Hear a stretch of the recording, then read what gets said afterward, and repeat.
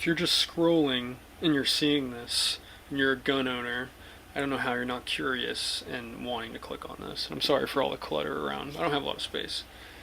I have developed a 3D printed grip tang to hold a Picatinny rail in an M-lock 2-slot arrangement, and it's pretty minimally invasive, and it is strong enough to uphold 9mm recoil, and with a $80 stock from Amazon that flips to the side.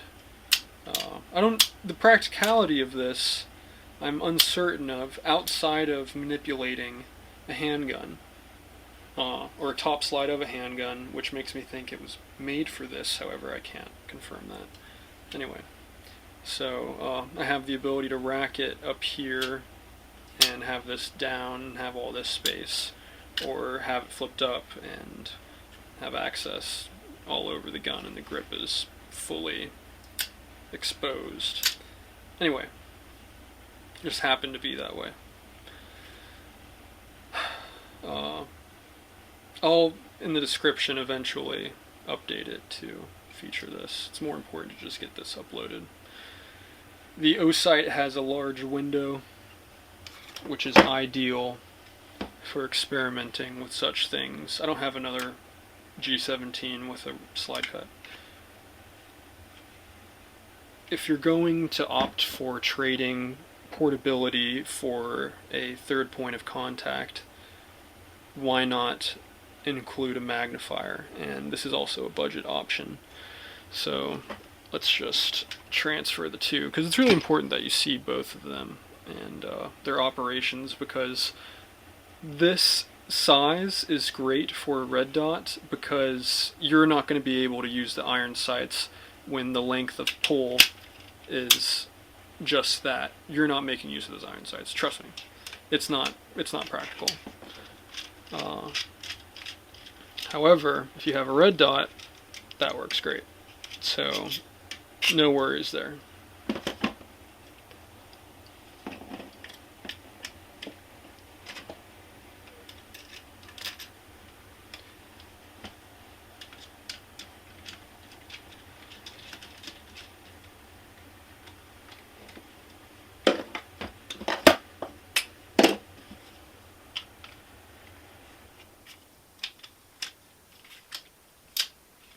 Now we have, in my opinion, what might be the most offensive handgun that you can imagine. If I had a threaded barrel and a suppressor, we'd really be in crazy territory, along with like the night vision light and laser combo as well. That's just visible laser light. We'd be into some really gnarly territory, especially with your extended mag. I want to say there's no reason for me to just be the sole owner of these items. I want to provide them to people for free. The only request is that you like, subscribe, and follow. And once I have the proper amount of subscribers, I will release it for free. And the hint is that it's in the thousands. It's less than 10,000 though. It's less than 7,000. And I will release all the files I have for the G17. I don't know what to call it. The Crutch. The Crutch is what I'm going to call it. Actually, I just thought of it just a few minutes ago because it kind of has that shape. And it also helps you aim your handgun better and improve marksmanship. So, the Crutch. It's kind of good. I like it. Just some quick detail coverage of it. We have different Picatinny rail geometry because the Monstrum mount has like very sharp angles, so I lowered it so that we have maximum width on the plastic to melt and to fuse together. And yeah, it's pretty minimal. While I wish I could deliver to you a direct mold injected. Well, I wish I could deliver to you a direct injected molded part. I have to settle for 3D printed, and luckily it's way more accessible for you, and I can get it to people for free for the most part. You just have to share the video. Also, it would take a cost to sell it, and it would cost more. So it's more practical and better for everyone that the part is just designed in a manner for 3D printing to allow for the same function of use, strength-wise in its dimensions. So that's what this is, and I plan to continue that. However, I want to grow to be large enough to offer more adverse condition strength models made out of aluminum and metal and other various alloys. Okay.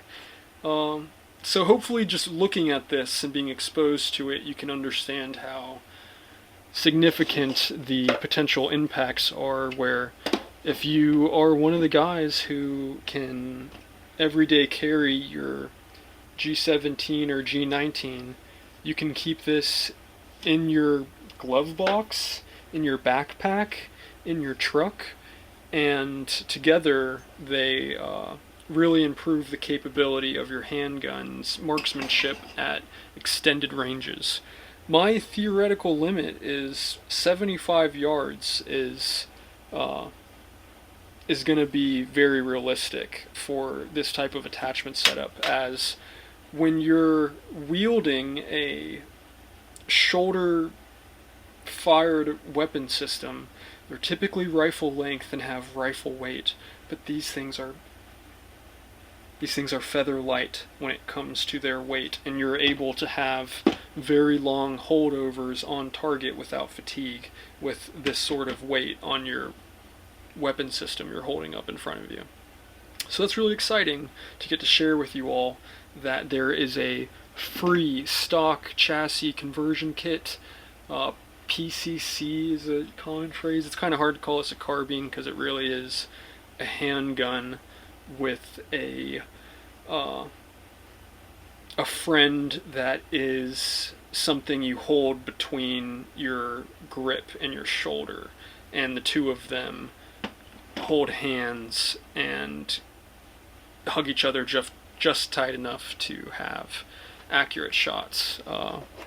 Luckily, the adjustment rings here enable you to center the red dot in the center of the magnifier, so you have no issue with field of view. You can push it to the side if you don't care for it, and it's the optimal length of pull for being away from the reciprocating slide and all of the action, and also having a compact form factor and not being afraid of just how the thing recoils.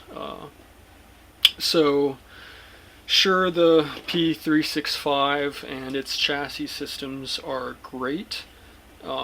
If you want a offensive handgun, why not start with a full-sized service pistol? Wouldn't it be more practical to build up your stocked sidearm with something larger than... I guess that's not necessarily true. It's strange. The times of the offensive handgun are shifting more and more into what used to be defensive pistol territory size, where it's just getting smaller and smaller. However, the functionality is increasing. I kind of went off on a random tangent there. I want to circle back and say that the reason I think that I'm so okay with providing something that I could charge money for, I could invest in getting the dies of metal to fabricate them from direct injection molding, and then releasing them for like $20 and $40. I don't know. It's easier and more enjoyable for me to give it to you for free, because I want your attention, because I have something bigger in store. This is a meaningless item to me in terms of what I really want to provide to people in the firearm space. It is a fraction of a percent of the coolness of what I think the next item is. I just need to have knowledge of how to successfully bring about a successful product. And that is with this item do I plan to accomplish that. So the success of this item kind of determines my future ones a bit, how it goes. Hopefully it gathers a lot of excitement, as I don't plan to charge anything for it. I just want people to know that it exists and have it, because there are a ton of people who have full-sized G17-esque frames, or G19 should work fine.